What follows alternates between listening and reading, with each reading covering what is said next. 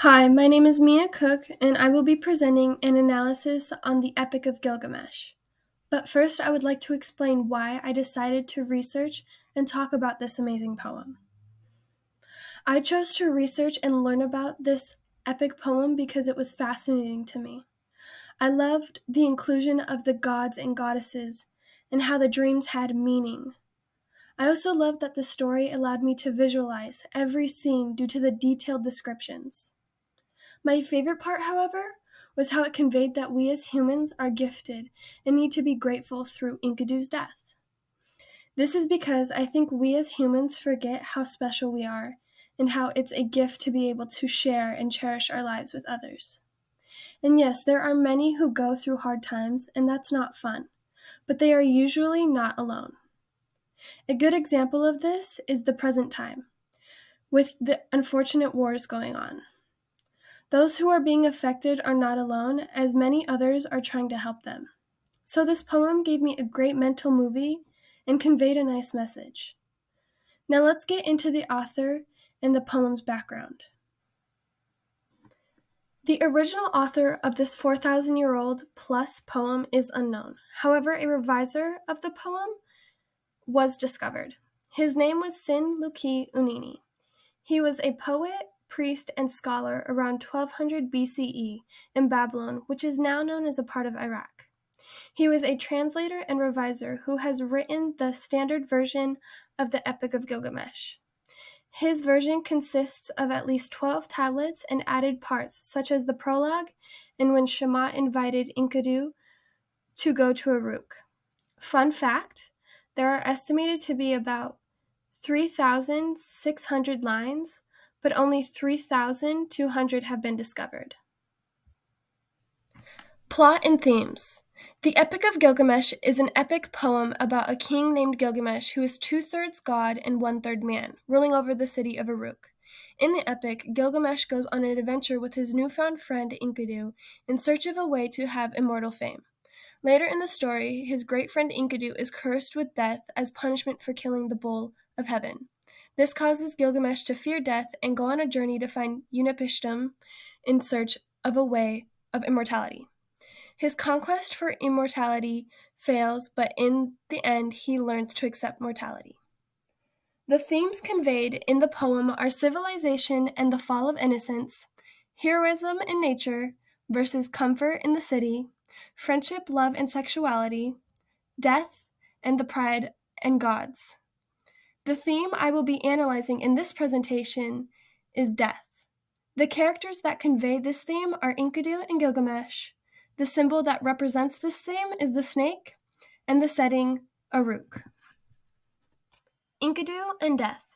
Enkidu, Gilgamesh's best friend, is the first character to display the theme of death.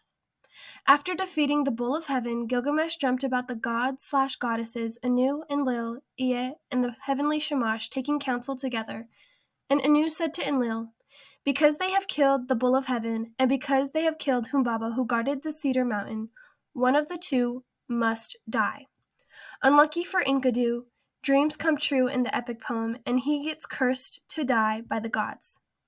A quote from the Gilgamesh epic, Myth and Meaning by Benjamin Ray gives a good explanation that death is not as negative as it is presented. At first, Enkidu is fearful at the prospect of dying. Then Shamash reminds Enkidu of the luxurious life he enjoyed at Gilgamesh's court and his deep friendship with Gilgamesh. This began the realization that death is an inevitable reality for mortals. In this case, the theme of death did not necessarily mean just death for Enkidu, but it also meant a new beginning for Gilgamesh. Gilgamesh and death. Gilgamesh, the main character of the epic poem, also displays the theme of death. After Enkidu's death, Gilgamesh begins to fear death and wants to be immortal. In Second Millennium Metaphors by Tokil Jacobson, Dread, the unconquerable fear of death holds Gilgamesh in its grip. He is obsessed with its terror and the desirability, nay, the necessity to live forever. This starts his journey to Unapishtim. After making it to Unapishtim, he is given 2 chances to prove he is worthy of immortality. The first is to stay up for 6 days and 7 nights to prove he is worthy of immortality. and he failed to do so. The second chance was his last chance to prove himself worthy. He would do so by consuming a plant he had to get at the bottom of the sea, and he managed to get that plant, but it got stolen by a snake. After that, he wept, mourning his chance of immortality, and said, "Was it for this that I toiled my hands? Is it for this I wrung out my heart's blood? For myself I have gained nothing, not I, but the beast of the earth has joy of it now. Already the stream has carried it away 20 leagues back to the channels where I found it. I found a sign, and now I have lost it." After all that, Gilgamesh learned to accept that his death was inevitable, and he passed in peace. The snake and death. The snake in the poem is a symbol that represents death. Once Gilgamesh retrieved the plant he needed for immortality, he set it down to wash himself. Unfortunately, there was lying a serpent, and the serpent sensed the sweetness of the flower. It rose out of the water and snatched it away, and immediately slothed its skin and returned to the well. With the snake taking the plant, Gilgamesh is stuck being mortal. Therefore, the snake represents that death is unavoidable. A quote from an article called "Mapping the Path of Ecological Reparation" by Amy Balow makes a great point that the snake symbolizes the limitations of Gilgamesh's own mortal condition and how they are thus cruelly and incontrovertibly revealed to him. In other words, the snake is the harsh reality of mortality, and that humans can only take so many risks before meeting death. The setting, Uruk, and death. Lastly, the setting of Uruk conveys the theme of death. When the walls of Uruk are mentioned, they are written as if they are Gilgamesh's biggest accomplishment.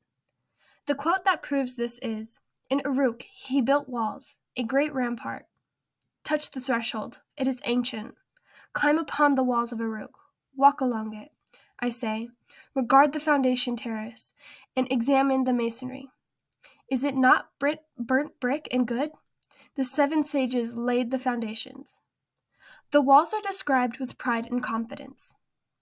According to the Gilgamesh epic Myth and Meaning by Benjamin Ray, man may have to die, but what he does lives after him. There is a measure of immortality in achievement, the only immortality man can seek. The quote indicates that the wall of Uruk represents life and death, as even after the architect passes, the art that was built still stands in remembrance of them.